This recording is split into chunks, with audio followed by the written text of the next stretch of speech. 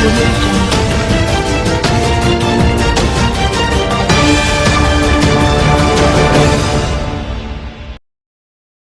TV news हाजिर है आसपास की घटित घटनाओं की खबरों के साथ। क्या हाले दिल है आम जनमानस का? क्या आज जनता खुश है या दुखी? रोजगार क्या भारतीय नागरिकों को बेहतर बना रहा है या नहीं? और दिल्ली शहर देश की राजधानी में एमसीडी एक होने के बाद नागरिकों को बेहतर सेवा दे पा रही है या फिर अभी भी दिल्ली गंदगी में है, या फिर कुछ बदल पाया है या नहीं? और एमसीडी के कर्मचारियों के हाले दिल क्या हैं? इन सभी खबरों को लेकर मैं सोनम बरतवाल आपके सम्मुख ला रही हूँ।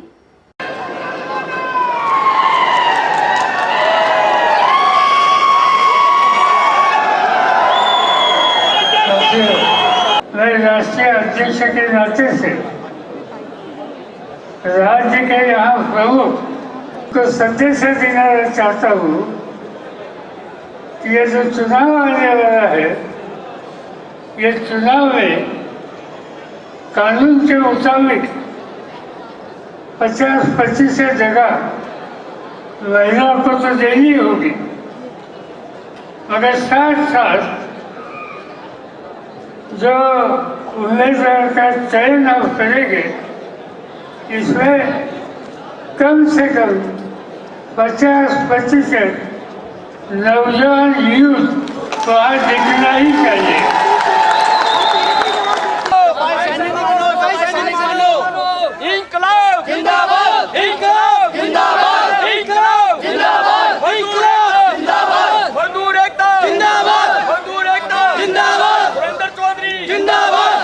के गौरव, मेरे छोटे भाई, नौजवानों की दिलों की धड़कन, मेरी माताओं बहनों का प्यार और आशीर्वाद, मेरे सुरेंद्र भाई चौधरी साहब मेरे बीच मंच पर विराजमान हैं, जिन्होंने अपनी पूरी जिंदगी समाज के लिए और मजदूरों के लिए दे दी। आदरणीय समस्त मंच पे विराजमान मेरी माता बहनें, एक और हस्सियत हमारे बीच में बैठी है जिनके बारे में मैं कहूं तो बहुत कम है। उनके दो रूप हैं, एक रूप मीडिया का है, एक सामाजिक रूप है। वो हमारे बीच में विराजमान है। इन्होंने आज ऐसा रुतबा पाया है, ऐसा प्यार पाया समाज का, मेरे पास सब नहीं है कहने के लिए। आदरणीय मेरे खेड़ी साहब, मैं क्षमा चाहूंगा, लोगों से परिचित नहीं हूं। मेरी बहन बीना बागड़ी जी यहाँ आई हुई हैं, मैं उनका भी आदर करता हूं। मैं सभी बहनों का, सभी भाइयों का, सबसे बड़ी बात मैं एक बात कहना चाहता हूं आपको। देखिए, आज हमारी दुर्दशा क्यों है, उसका क्या कारण है? उसका कारण यह है कि अपने आप को बदलिए, अपनी सोच बदलिए। जब तक अपनी सोच नहीं बदलेंगे, आपके साथ ऐसा ही होता रहेगा। मित्रों, कहना नहीं चाहिए मुझे, मैं फिर भी कहूंगा, आज हिंदुस्तान की सरजमी पे कोई ऐसा नेता नहीं है जो हमारी गाथा को समझ सके, जो हमें समझ सके। दुनिया भर का कंध उठाते हैं। हिंदुस्तान की सरजमी के ऊपर दो सिपाही पैदा हुए, सिर्फ दो। एक वो सिपाही है जो आपकी सीमा के ऊपर बारूद के ढेर पे बैठा आपको सुरक्षा प्रदान कर रहा है। एक वो सिपाही है जो आपके गली कूचे मोहल्ले शहर के अंदर महामारी बीमारियों से लड़ रहा। क्या वो बंजर का सती लिए हुए महामारी प्लेग जैसी और ये कोरोना जैसी बीमारियों से वो लड़ा, फिर भी अपने अधिकारों से वंचित है। उसका क्या कारण है? क्यों कमी हमारे अंदर है कि पानी रे पानी तेरा रंग कैसा, अरे जिसमें मिला दो लगे हुद जैसा।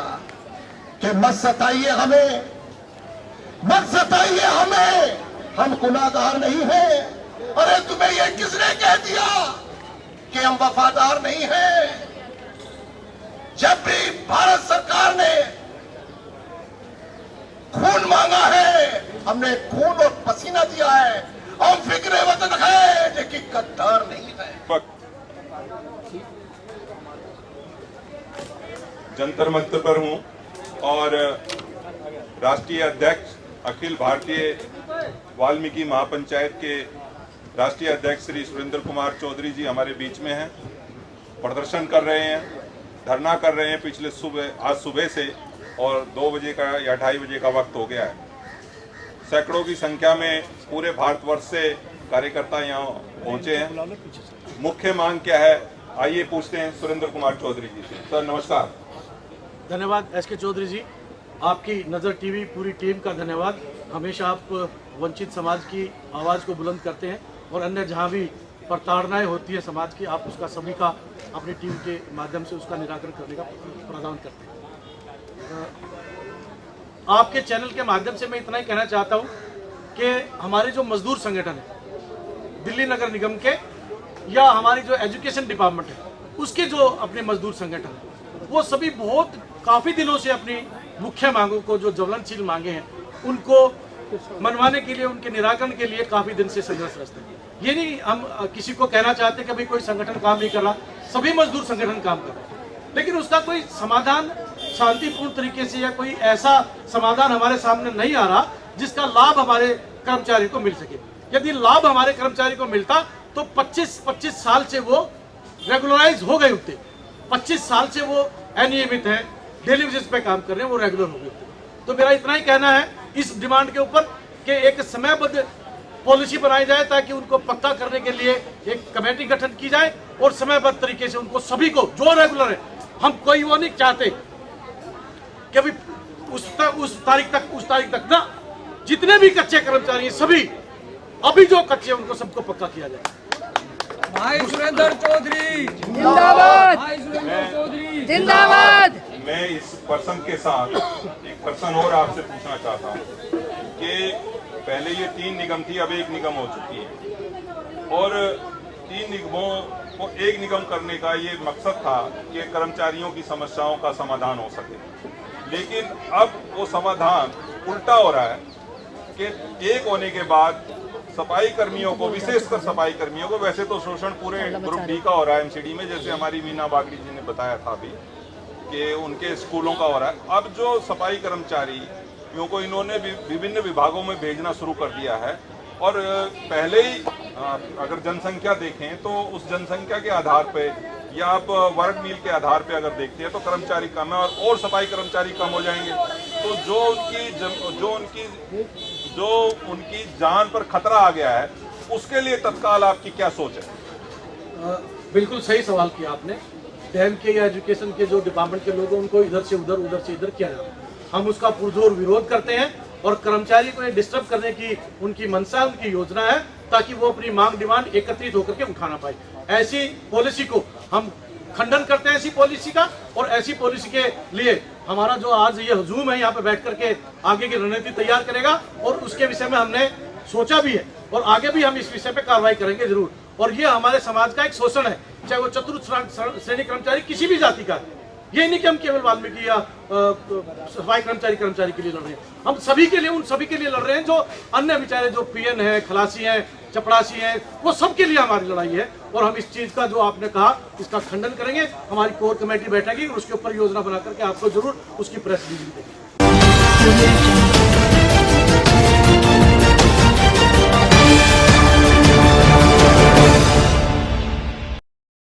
इस वक्त बलराज शर्मा जी के साथ बैठा हूँ। वार्ड नंबर ईस्ट जो नई बनी है वो 114 है, जिसको बोला जाता है मोहन गार्डन ईस्ट, और ये पहले थी नवादा निगम पार्षद की सीट हुआ करती थी। बलराज शर्मा जी चुनाव लड़ चुके हैं आम आदमी पार्टी से, अब फिर तैयारी कर रहे हैं। पीछे ये कुछ ही वोट से, इनका अंतर से ये रह गए थे। भविष्य में क्या तैयारी है, क्योंकि चुनाव आने वाला है। इस इशू पर हम इनसे मिलने के लिए आए हैं कि पूछते हैं कि इनके जो वार्ड है उसमें किस तरह की जरूरत है, और अगर ये जीत जाते हैं तो जहाँ इस वार्ड की जनता को क्या क्या सुविधाएं देंगे। नमस्कार बलराज शर्मा जी। नमस्कार जी, मैं आपके सभी दर्शकों को नमस्कार करता हूँ इस चैनल के माध्यम से। मैं बलराज शर्मा आम आदमी पार्टी से वार्ड अध्यक्ष हूँ। पहले नवादा 27 वार्ड था, अब हमारा वार्ड का परिसीमन किया गया है MCD के द्वारा, और अब 114 नंबर वार्ड हो गया। तो क्योंकि आपके यहाँ निगम पार्षद है, आपके यहाँ जो भी बिल्डिंग बन रही है उसमें गोलमाल बहुत है, परेशान है बिल्डिंग बनाने वाले। इस पर आप क्या कहेंगे? और यदि आप जीत जाते हैं तो क्या वो गोलमाल जो हो रहा है उसको आप रोक पाएंगे? देखो जी, सबसे पहले मैं बताऊंगा, देखो निगम पार्षद है, जो भी आप बात इनडायरेक्टली मेरे से पूछ रहे हैं, वो पूरी दिल्ली को पता है, पूरी दिल्ली में, क्योंकि कोई भी निगम पार्षद हो वो यही काम कर रहा है, तो भाजपा के जितने भी निगम पार्षद हैं। और भाजपा ने आज तक कभी क्षेत्र के बारे में, साफ सफाई के बारे में कोई ध्यान नहीं दिया। आप किसी गली में निकल जाओ, कहीं भी निकल जाओ, दिल्ली में एक तो 3 बड़े बड़े कूड़े के पहाड़ हैं, जिसमें रोज कूड़ा बढ़ता ही जा रहा है, पहाड़ की ऊंचाई, और ये कुछ जगह उस कूड़े को जलाते हैं, उससे दिल्ली में प्रदूषण, आसपास के इलाकों में टीबी, कैंसर जैसी खतरनाक जानलेवा बीमारियों के केसेस बढ़ रहे हैं दिन प्रतिदिन। तो आप कहीं भी जाओ, किसी भी गली में जाओ, कहीं ना कहीं डेंगू के, मक्खी, मच्छर, मलेरिया, ये सब चीज़ें बहुत ज़्यादा फैली हुई है। और जो क्षेत्र के भाजपा की जो पार्षद है भाजपा के, वो अपना उस चीज को ध्यान में नहीं दे रहे। उनका सिर्फ एक ही उद्देश्य है, राजनीति, समाज सेवा उनका सेकेंडरी है, प्राइमरी है पैसे की उगाई। पैसे की उगाई चाहे वो एमसीडी के ऑटो टिपरों से हो, मौजूदा बिल्डिंग विभाग से हो, या कर्मचारी और इंस्पेक्टर जो सफाई के इंस्पेक्टर उनसे मिलके हो, तो वो सब उनका प्राइमरी मोटो वही है। क्षेत्र की जनता के प्रति ऐसा कुछ उन्होंने काम नहीं किया।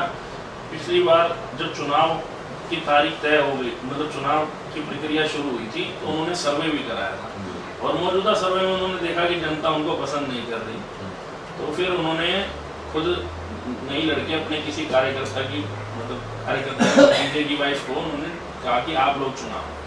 तो कहीं ना कहीं वो देख रहे हैं जनता में उनके प्रति गुस्सा है। भाजपा की बेरोजगारी, महंगाई, बहुत मुद्दे हैं।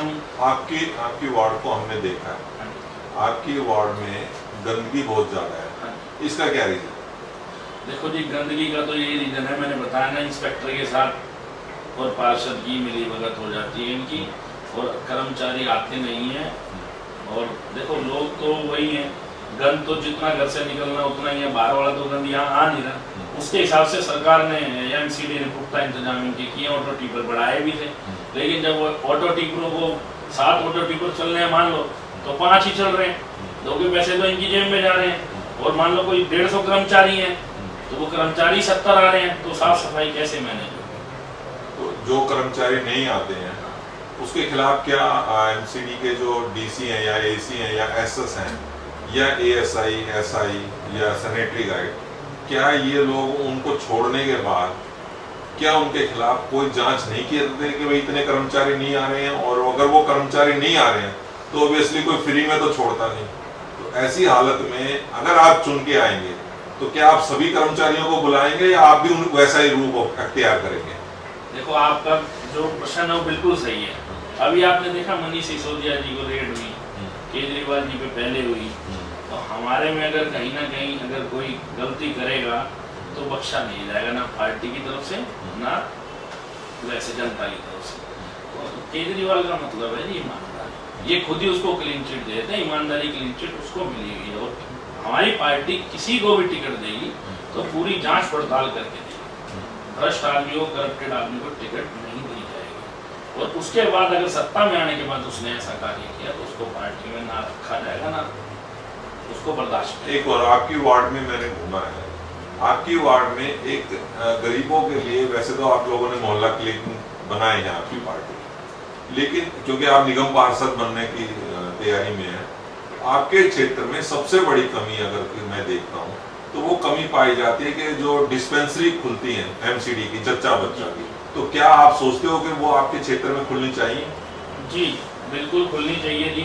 जनता को देखो, हमारे क्षेत्र की जनता को कहीं दूर नहीं जाना चाहिए। पहले तो मैं एक बात बता दूं, हमारी दिल्ली सरकार द्वारा विकासपुरी जो सेंट्रल स्कूल है, अस्पताल नाले से उतरते एक नए हॉस्पिटल का निर्माण शुरू हो चुका है, जल्दी उसको पूरा कर दिया जाए। और हम भी अपने माननीय मुख्यमंत्री जी से, माननीय विधायक जी से हम एक आग्रह करेंगे, हमारे क्षेत्र में भी भाई एक ये जच्चा बच्चा वार्ड जो आप बोल रहे हैं, महिला दिल्ली नगर निगम का अगर हमारी सरकार बनती है पूर्ण बहुमत से, तो हम इसको यहाँ खुलवाने का पूरा मतलब गवर्नमेंट से पूरी रिक्वेस्ट करेंगे, उसको खुलवा के ही दम लेंगे और एक जल्दी ही उत्तम नगर के लिए भी एक बड़ा हॉस्पिटल का निर्माण भी किया जाएगा। और पहले ये डिस्पेंसरी बिंदापुर खोली गई है, मिनी हॉस्पिटल का नाम उसको दिया गया था। उसमें सारे टेस्ट तकरीबन चीज़ें कुछ 24 घंटे के लिए एडमिट करने की काफ़ी सुविधाएं वहाँ मौजूद हैं। और आगे भी हम चाहेंगे हर वार्ड में, मेरे वार्ड में नहीं जितने 4 वार्ड हैं सब में एक एक महिला जच्चा केंद्र खुलना चाहिए, जहाँ से शुरू से लेकर आखिर तक महिला का इलाज होना चाहिए। और बच्चे के उसके बाद जो बच्चे की जो वैक्सीन लगती हैं वो भी सारी वहाँ मुहैया हों। बलराज जी, एक मैं क्योंकि आप निगम पार्षद की तैयारी में हैं और उम्मीद है कि आप जीतेंगे भी जैसी आपकी पकड़, मैं ये पूछना चाहता हूँ कि जो सफाई कर्मचारी रोजाना आते हैं आपकी वार्ड में और वो रोज काम करते हैं, लेकिन जो नहीं आते हैं ये उन्हीं का काम करते हैं, अधिकारी रोजाना वाले कर्मचारी को तंग भी कर रहा है, परेशान भी करता है, उनके हक में आप कब आवाज उठानी शुरू करेंगे? जा सकते हैं YouTube चैनल पर नजर टीवी न्यूज को सब्सक्राइब करके। आप जल्द सब्सक्राइब करें और रोजाना नजर टीवी न्यूज YouTube चैनल पर न्यूज देखें, जिससे आपका ज्ञान वर्धन ही होगा, साथ ही देश विदेश की खबरें भी आप पाएंगे। उसके साथ साथ यदि आप हमें न्यूज भेजेंगे आपसे रिलेटेड, तो उसको भी हम अपने न्यूज चैनल में जरूर से जरूर सम्मिलित करेंगे। धन्यवाद।